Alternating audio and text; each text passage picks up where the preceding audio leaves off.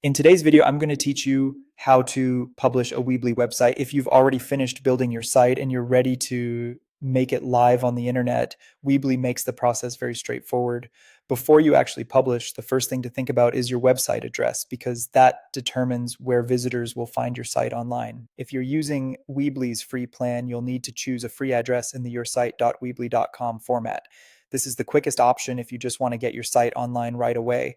Make sure you choose something simple, clear, and easy to remember, since this will be the link you share with others. If you want to use a custom domain instead, such as yoursite.com, you'll need to connect a paid or external domain. In most cases, that means upgrading your plan and then changing your site address settings so your website points to the domain you want to use.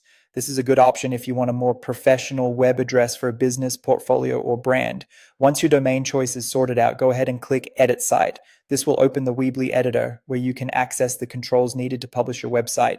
If you've made any last-minute changes to text, images, or page layout, this is a good time to quickly review everything before making the site live.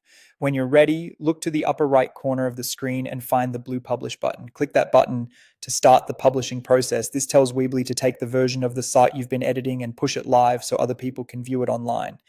After clicking Publish, give it a moment to process. You'll usually see a progress bar while Weebly updates your website. Depending on your connection and the size of the site, this may take a few seconds.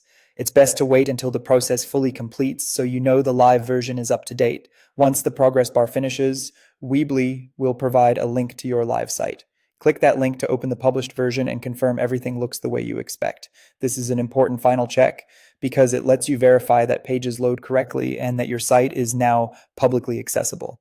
And that's it. Your Weebly website is now published and live online. If you make updates later, just repeat the same publishing process to push your newest changes live.